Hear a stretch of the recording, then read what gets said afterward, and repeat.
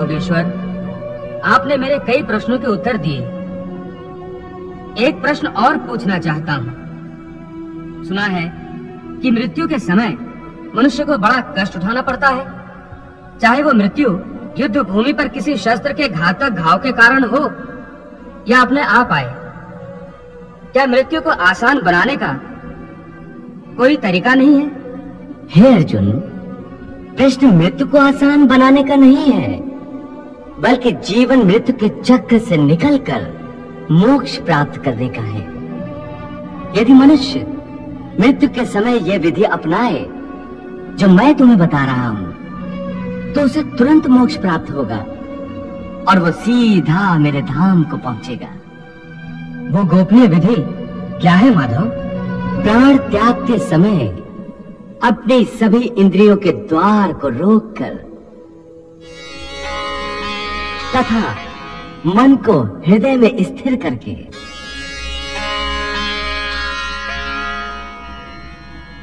और प्राण को मस्तिष्क में स्थापित करके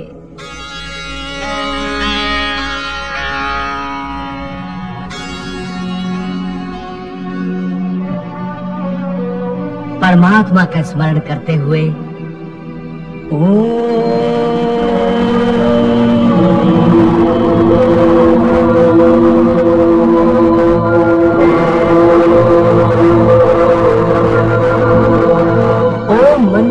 उच्चारण करे तो वो मनुष्य जीवन भर कितना ही पापी क्यों न रहा हो, उसे मोक्ष अवश्य प्राप्त हो जाएगा।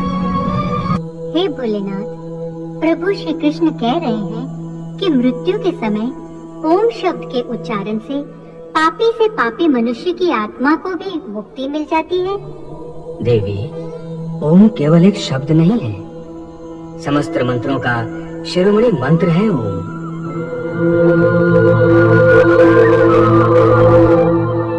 इसकी महिमा अनंत है। आध्यात्मिक साधना की सफलता का केंद्र बिंदु ओम है। ये वो कमंडल है जिससे सारा ज्ञान और सारी सृष्टियां उत्पन्न हुई हैं।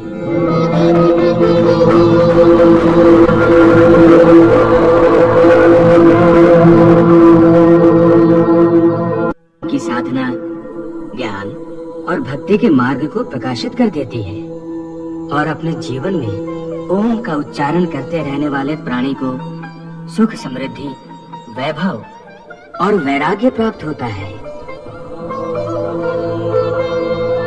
प्रभु, ये बात तो मनुष्य के जीवन के संबंध में है, परंतु उसकी मृत्यु के समय ओम के उच्चारण का इतना महत्व क्यों है कि पापी मनुष्य के शरीर को शुद्धि और आत्मा को मुक्ति प्राप्त हो जाती है? देवी, मनुष्य के शरीर को ब्रह्मपुर कहा गया है।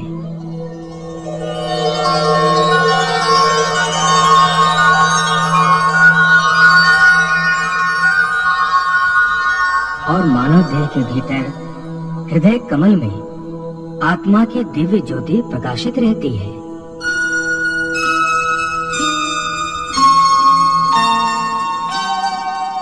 मृत्यु के समय जब मनुष्य ओम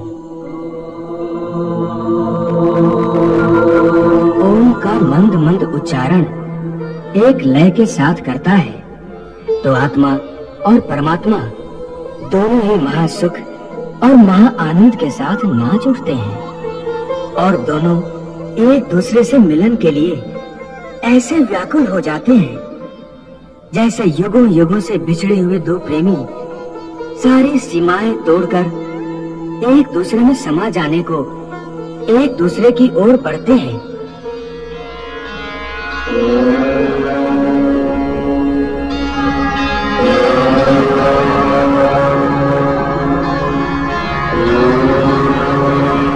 वाह प्रभु वाह, आपने परमात्मा से आत्मा के मिलन की इतनी सुंदर, इतनी मोहक व्याख्या की है। देवी, मानव शरीर को प्रभु ने मुक्ति का द्वार कहा है, परंतु मनुष्य इसके महत्व को समझ नहीं पाता।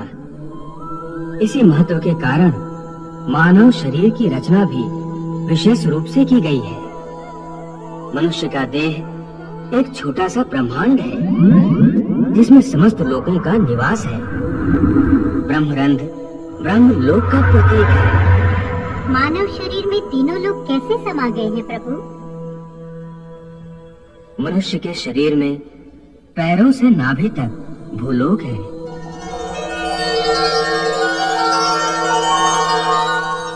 नाभि से कंठ तक अंतरिक्ष तथा कंठ से कपाल तक स्वर्गलोक है और कपाल में महा, जना, तपा और सत्यलोक है। योगी जन मानव शरीर की इस बनावट को भली भांति समझते हैं, इसलिए वो देह त्यागने के समय प्राण को पहले ऊपर की ओर उठाकर कंठ में अर्थात अंतरिक्ष में ले आते हैं। कंठ के विशुद्ध चक्र से आज्ञा चक्र में ले जाते हैं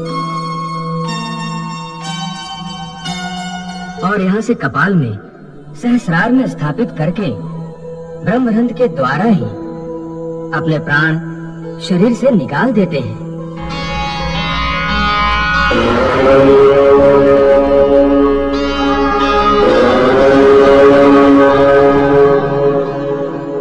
साधारण मनुष्य को इस विधि का ज्ञान नहीं होता, इसलिए उनके प्राण प्रायः दूसरे द्वारों से निकलते हैं।